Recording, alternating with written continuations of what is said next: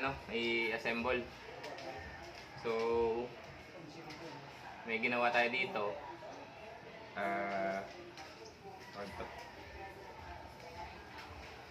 Yung port ng yung transfer port dun sa barrel is pinalakihan ko. So hindi ko na pinakita. And then yung output nito is 1,750. So hindi ko yun ginalaw. Kasi pang pellet lang to. Hindi naman pang slag. So nasa around 1,700 or 1,800 pesa yung output. Doon maganda yung pellet. Para hindi siya gaano kalaki yung ikakakarga sa tank. Dahil yung tank niya is maximum of 3,000 PSI lang. So alanganin na pag masubrahan. So i-test natin to.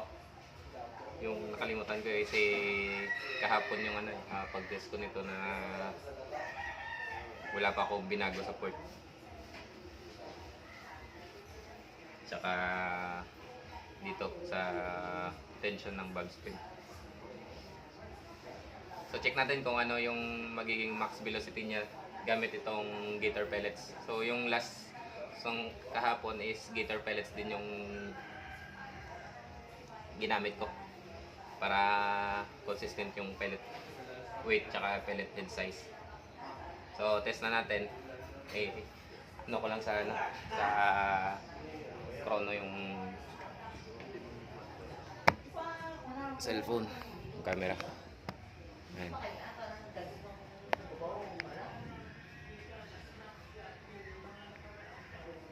Wait lang. Pisto ko muna yung unit.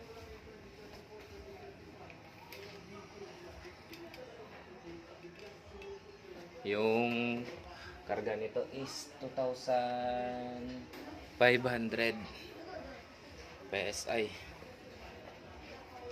So check natin yung plato nito sa 1,750 PSI. Uncut ito mga kadugo para makita nyo.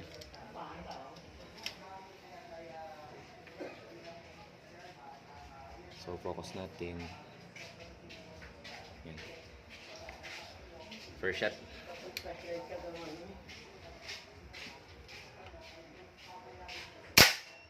Yan 128 na. So malaki. Mataas na. So try natin taasan para makuha natin yung plato niya.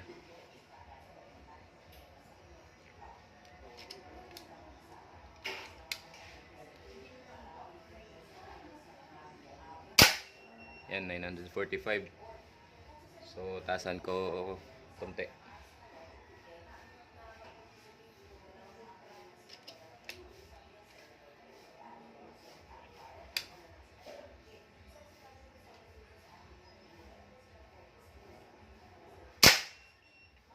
$945. So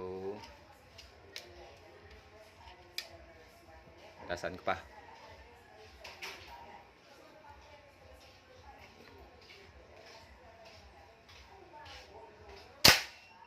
Oops, bumaba.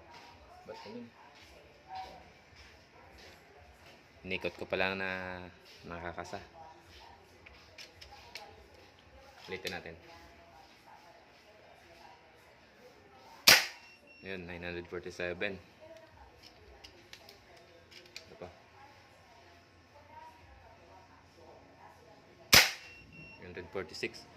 So, parang dyan na lang yung max velocity niya, yung plato. So, try ko pa ikutin kung tataas pa.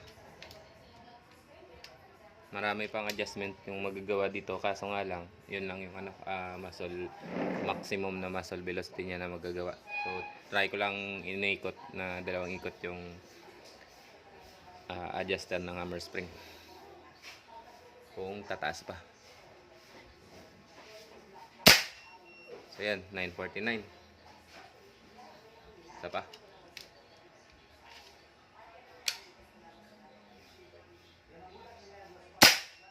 $949. So below 950 fps yung max velocity nito. So try natin ibaba hanggang nasa balik natin sa 930. Then i-test natin kung consistent na.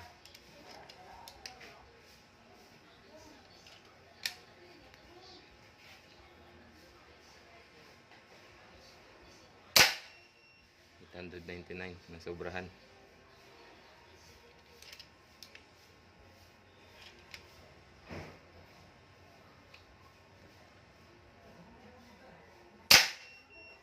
$41.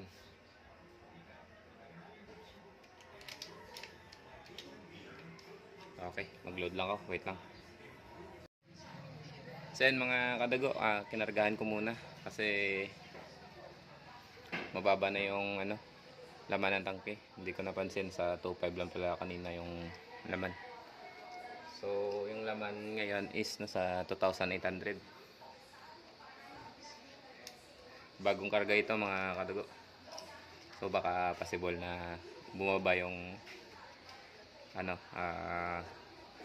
bumaba yung muzzle velocity or tataas. Nasa around 920 lang ata ito. So check natin yung consistency niya. Bagong regulator to, yung knockdown regulator.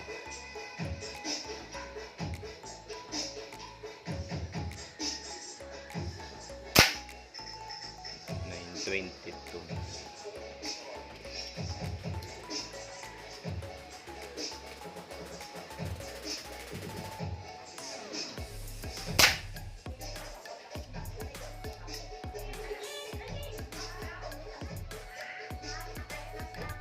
Maga, tiro ko ma.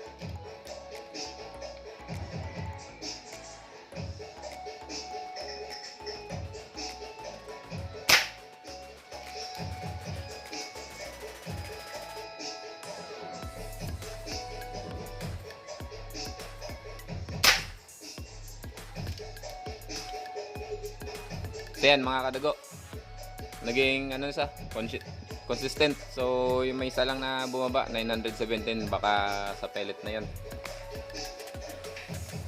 So goods na, consistent na yung unit.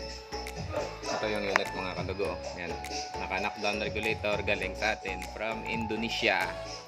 Yan, so hapon na kasi ngayon, hindi ko na ito ma-tune. So part 3 na siguro yung tuning. So bukas ko na i-tune to.